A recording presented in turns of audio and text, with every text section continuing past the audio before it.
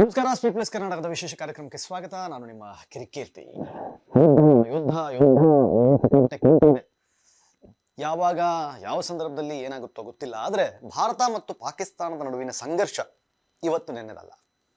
1947ರಲ್ಲಿ ಧರ್ಮದ ಆಧಾರದ ಮೇಲೆ ಎರಡು ರಾಷ್ಟ್ರಗಳನ್ನ ಡಿವೈಡ್ ಮಾಡಿದ ಮೇಲೆ ಕೆಲವರು ಆ ಕಡೆ ಹೋದ್ರು, ಕೆಲವರು ಈ ಕಡೆ ಬಂದ್ರು. ಕೆಲವು ಹಿಂದೂಗಳಲ್ಲೇ ಉಳ್ಕೊಂಡ್ರು, ಹಲವು ಮುಸ್ಲಿಮರು ಇಲ್ಲೇ ಉಳ್ಕೊಂಡ್ರು. ಇದೆ, ಎರಡು ದೇಶಗಳಾಗಿದೆ. ಬಟ್ ಪಾಕಿಸ್ತಾನ ಡಿವೈಡ್ ಆದ ಕೂಡಲೇ ತನ್ನ ಆಟ ಶುರು ಮಾಡಿಬಿಟ್ಟಿತ್ತು. ನಾನು ಈ ಬಗ್ಗೆ ನಿಮ್ಗೆ ಹೇಳಿದ್ದೆ ಆಲ್ರೆಡಿ.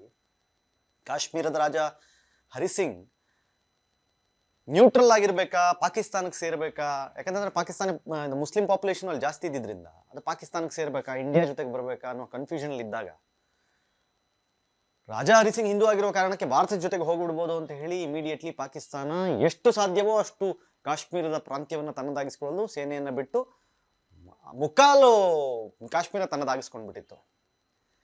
ಅದಾದ ನಂತರ ಭಾರತದ ಸೇನೆ ನುಗ್ಗಿ ಅವರನ್ನ ಇವತ್ತಿನ LOC ಲೈನ್ ಆಫ್ ಕಂಟ್ರೋಲ್ ಅಥವಾ ಪಾಕ್ ಆಕ್ರಮಿತ ಕಾಶ್ಮೀರದ ಗಡಿ ಏನಿದೆ ಅಲ್ಲಿಯವರೆಗೂ ನುಗ್ಗಿ, ಅವತ್ತು ಜನರಲ್ ತಿಮ್ಮಯ್ಯನವರು, ಅವತ್ತು ಜನರಲ್ ಆಗಿರ್ಲಿಲ್ಲ ಅವರಿನ್ನು, ಸೊ ಅಲ್ಲೇ ಅವರೇ ಮುಂದೆ ನಿಂತು ಸೈನಿಕರನ್ನ ಜೊತೆಗೆ 11,000 ಅಡಿಗಳವರೆಗೆ ಟ್ಯಾಂಕರ್ನ ತಗೊಂಡೋಗಿ ನುಗ್ಸಿ ಅಲ್ಲಿ ತನಕ ಬಿಟ್ಟಿದ್ರೆ full Kashmir problem life long ಇರ್ತಿರಲಿಲ್ಲ. ಬಟ್ ನೆಹರು ಫೋನ್ ಮಾಡಿ ಕರ್ಸ್ಕೊಂಡ್ಬಿಟ್ರು, ಬನ್ನಿ ವಾಪಸ್. ಇಮಿಡಿಯೇಟ್ ಆಗಿ ಮೆಸೇಜ್ ಬಂದ್ಬಿಡ್ತು, ವಾಪಸ್ ಬನ್ನಿ ಅಲ್ಲೇ. ಇಲ್ಲ ಅಂದಿದ್ರೆ ಇವತ್ತು ಪಾಕ್ ಆಕ್ರಮಿತ ಕಾಶ್ಮೀರ ಅನ್ನೋ ಒಂದು ಇದೇ ಪ್ರಾಬ್ಲಮೇ ಇರ್ತಿರ್ಲಿಲ್ಲ.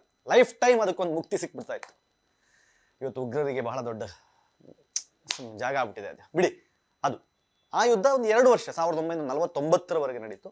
49ರಲ್ಲಿ ಅಲ್ಲಿಯ ತನಕ ಅವರನ್ನ ಬಾರ್ಡರ್ ದಾಟಿಸಿ ಬಿಟ್ಟ ಮೇಲೆ ಯುದ್ಧದಲ್ಲಿ ಭಾರತ ಒಂದು ಭದ್ರ ಸ್ಥಾನವನ್ನು, ಆದ್ರೂ ನಾನು ಹೇಳ್ತಾ ಇರೋದು, ಈಗ ರಾಜಾ ಹರಿಸಿಂಗ್ ಕಾಶ್ಮೀರವನ್ನ, ಜಮ್ಮು ಮತ್ತು ಕಾಶ್ಮೀರವನ್ನು ಭಾರತ ಜೊತೆಗೆ ಸೇರಿಸಿದ್ರು ಸಹಿತ 30% ಲ್ಯಾಂಡನ್ನು ಇವತ್ತಿಗೂ ನಾವು ಕಳ್ಕೊಂಡಿದ್ದೀವಿ. ಅದಕ್ಕೆ ಅವತ್ತಿನ ಪ್ರಧಾನಿಗಳಾದ ನೆಹರೂರವರು ಕಾರಣ ಅಂತ ಹೇಳಿ ಇತ್ತೀಚೆಗೆ ಒಂದು ಲೇಖನವನ್ನು ಓದಿದ್ದೆ. ಆದ್ರೂ ನಮ್ಮ ಪ್ರಾಬಲ್ಯ, ಭಾರತದ ಪ್ರಾಬಲ್ಯ ಅಲ್ಲಿ ಶಕ್ತಿಶಾಲಿಯಾಗಿ ಕಂಡಿತ್ತು. ಅದು ಬಿಟ್ಟರೆ 1965ಯಲ್ಲಿ ಯುದ್ಧ ಆಗಿತ್ತು. ಅದು ಪಾಕಿಸ್ತಾನದ ಒಂದು ಆಪರೇಷನ್ ಜಿಬ್ರಾಲ್ಟರ್ ಅಂತ. ಏನು ಅಂತಂದ್ರೆ ಜಮ್ಮು ಕಾಶ್ಮೀರದ ಒಳಗೆ ಉಗ್ರರನ್ನು ನುಗ್ಗಿಸಿ ಅಲ್ಲಿ ಒಂದಿಷ್ಟು ಗಲಭೆ ಮಾಡಿಸಿ ಏನಾದರೂ ಒಂದು ಎಡವಟ್ಟು ಮಾಡಬೇಕು ಅಂತ ಹೇಳಿ ಒಂದು ಆಪರೇಷನ್ ಜಿಬ್ರಾಲ್ಟರ್ ಅಂತ ಒಂದು ಶುರು ಮಾಡುತ್ತೆ ಪಾಕಿಸ್ತಾನ, ಒಂದಿಷ್ಟು ದಂಗೆ ಎಬ್ಬಿಸ್ಬೇಕಲ್ಲೆಲ್ಲ ಅಂತ. ಆ ಸಂದರ್ಭದಲ್ಲಿ ಇಮಿಡಿಯೇಟ್ಲಿ ಭಾರತ ಅದಕ್ಕೆ ಉತ್ತರ ಕೊಡುತ್ತೆ. ಅಂದ್ರೆ ಇವತ್ತಿನ ಬಾಂಗ್ಲಾದೇಶ, ಪಶ್ಚಿಮ ಪಾಕಿಸ್ತಾನ ಅಂತ ಏನ್ ಕರೀತಾರೆ, ವೆಸ್ಟ್ ಪಾಕಿಸ್ತಾನ್, ಅಲ್ಲಿ ಹೆಂಗೆ ಅಂತಂದ್ರೆ World War II ಆದ್ಮೇಲೆ ಆ ತರದ ಟ್ಯಾಂಕ್ ಮೂವ್ಮೆಂಟ್ಸ್ ಯಾವಾಗ್ಲೂ ಆಗೇ ಇಲ್ವಂತೆ. ಹಂಗೆ ಎರಡೂ ಕಡೆ ಯುದ್ಧದಲ್ಲಿ ಸಾವಿರಾರು ಜನ ಬಲಿಯಾಗ್ತಾರೆ.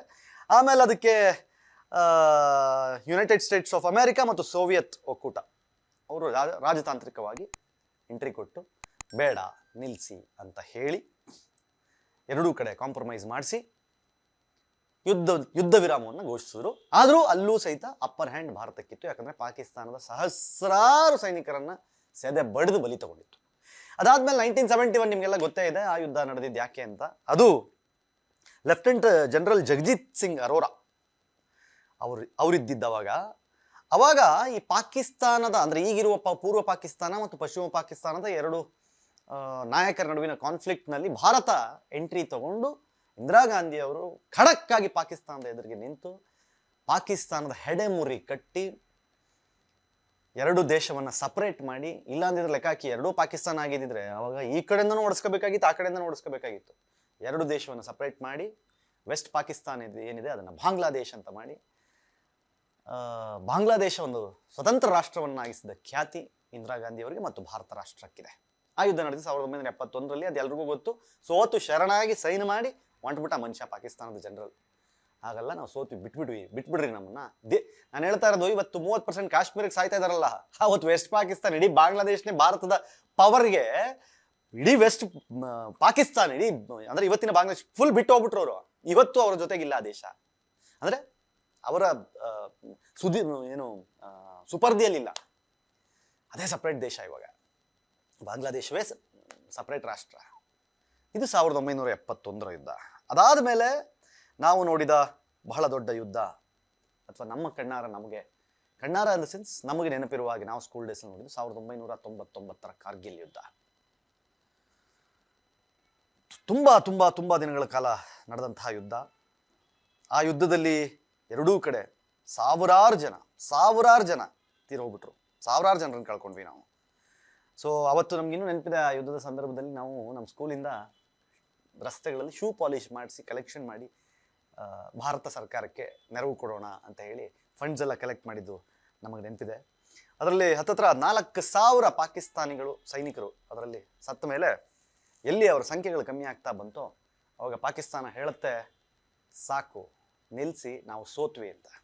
ಅದು ಕಾರ್ಗಿಲ್, ಜುಲೈ 1999 ಕಾರ್ಗಿಲ್ ಜಿಲ್ಲೆಯಲ್ಲಿ ಎಲ್ಲಿ ಆಕ್ರಮಿಸ್ಕೊಂಡು ಒಳಗಡೆ ಬಂದಿದ್ರು ಅವ್ರನ್ನ ಹೊಡೆದು ಓಡಿಸಿ ತಳ್ಳಿ ಅವ್ರನ್ನ ಮತ್ತೆ ಅವ್ರ ಜಾಗಕ್ಕೆ ಅವರು ಮತ್ತೆ ಸೈನಿಕರೆಲ್ಲ ವಾಪಸ್ ಓಡೋಗಂಗೆ ಮಾಡಿ ಭಾರತದ ಸೈನಿಕರು ಅಲ್ಲಿ ಕಾರ್ಗಿಲ್ನ ಆ ಶಿಖರದ ಮೇಲೆ ಬಾವುಟವನ್ನು ಹಾರಿಸಿ, ಇವತ್ತಿಗೂ ಭಾಳ ಫೇಮಸ್ ಫೋಟೋ ಅದು, ಶಿಖರವನ್ನು ಭಾರತದ ಬಾವುಟವನ್ನು ಧ್ವಜವನ್ನು ಹಾರಿಸಿ ಭಾರತಕ್ಕೆ ಜಯವನ್ನು ತಂದು ಕೊಟ್ಟಿದ್ರು. ಆದರೆ ದುರಂತ ಏನು ಗೊತ್ತಾ, ಪಾಕಿಸ್ತಾನದವರು ಆ ಯುದ್ಧವನ್ನು ಹೀನಾಯವಾಗಿ ಸೋತು ಪಾಕಿಸ್ತಾನದ ಜನರಲ್ ಒಪ್ಕೊಂಡ್ರು ಸಹಿತ ಇವತ್ತು ಆ ಯುದ್ಧ ನಾವೇ ಗೆದ್ದಿದ್ದೀವಿ. ಅಂದರೆ ಅವ್ರ ಲೆಕ್ಕದಲ್ಲಿ ಎಲ್ಲ ಯುದ್ಧನೂ ಅವರೇ ಗೆದ್ದಿರೋದು. ಅಂದರೆ ದೇಶದ ಇಡೀ ಪ್ರಪಂಚದಲ್ಲಿ ಲಾಜಿಕ್ಕೇ ಇಲ್ದಿರೋ ಒಂದು ರಾಷ್ಟ್ರ ಅಂತಿದ್ರೆ ಅದು ಪಾಕಿಸ್ತಾನ.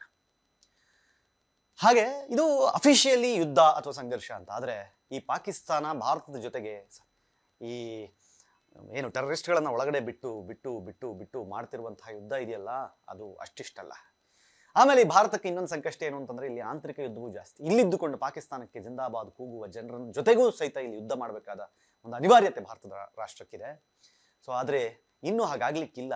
ಯಾಕಂತಂದ್ರೆ ಈಗ ಯಾರು ಇಲ್ಲಿ ಕೂತ್ಕೊಂಡು ಪಾಕಿಸ್ತಾನ ಜಿಂದಾಬಾದ್ ಕೂಗೋ ಅವರ ತಂದೆ ಅಂದ್ರೆ ಪಾಕಿಸ್ತಾನ ಏನಿದೆ ಅದಕ್ಕೆ ಅಂತಿಂತ ಗೂಟ ಅಲ್ಲ, ಬಗಣಿ ಗೂಟ ಇಡೋ ಸಮಯ ಬಂದಿದೆ ಈಗ. ಮತ್ತೊಂದು ಅಂದ್ರೆ ನಾನು ಅದನ್ನೇ ಹೇಳ್ತಾ ಇದ್ದೀನಿ, ಒಂದ್ಸಲಿ ಲ್ಯಾಂಡಲ್ಲಿ ಆನ್ಸರ್ ಕೊಟ್ರು, ಒಂದ್ಸಲಿ ಏರಲ್ಲಿ ಆನ್ಸರ್ ಕೊಟ್ರು, ಈ ಸಲ ಇನ್ಯಾವ ಥರ ಕೊಡ್ತಾರೋ ಗೊತ್ತಿಲ್ಲ. ಕೊಟ್ರೆ ಮಾತ್ರ ಸರಿಯಾಗಿ ಕೊಡ್ತಾರೆ, ಅಷ್ಟು ಮಾತ್ರ ಗೊತ್ತು. ಇದು ಭಾರತ ಮತ್ತು ಪಾಕಿಸ್ತಾನದ ನಡುವಿನ ಯುದ್ಧದ ಹಿಸ್ಟ್ರಿ ಬಗ್ಗೆ ನಾನು ಹೇಳ್ತಾ ಇದ್ದೆ. ಸೊ ನನ್ನ ಪ್ರಕಾರ ಇನ್ನೊಂದು 5 ವರ್ಷನ 10 ವರ್ಷ ಬಿಟ್ಟು ಮತ್ತೊಂದು ಯಾವ್ದಾರ ಕಾನ್ಫ್ಲಿಕ್ಟ್ ನಡೆದ್ರೆ ಅವತ್ತು ಈಗ ನೆಕ್ಸ್ಟ್ ಈಗೇನಾಗುತ್ತಲ್ಲ ಇದ್ರ ಬಗ್ಗೆನೂ ನಾವು ಚರ್ಚೆ ಮಾಡಬೇಕಾಗಿ ಬರಬಹುದು. ನಿಮ್ಗೇನು ಅನ್ಸುತ್ತೆ, ಯುದ್ಧ ಆಗಬೇಕಾ, ಪಾಕಿಸ್ತಾನ ಜೊತೆ ಯುದ್ಧ ನಡಿಬೇಕಾ? ಕಮೆಂಟ್ ಮಾಡಿ ಹೇಳಿ. ನೋಡ್ತಾ ಇರಿ ಸ್ಪೀಡ್ ಪ್ಲಸ್ ಕರ್ನಾಟಕ. ಇದು ನಿಮ್ಮಿಂದ ನಿಮಗಾಗಿ, ನಿಮಗೋಸ್ಕರ. ಮತ್ತೆ ಸಿಗ್ತೀನಿ. ನಮಸ್ಕಾರ. Speed plus Karnataka.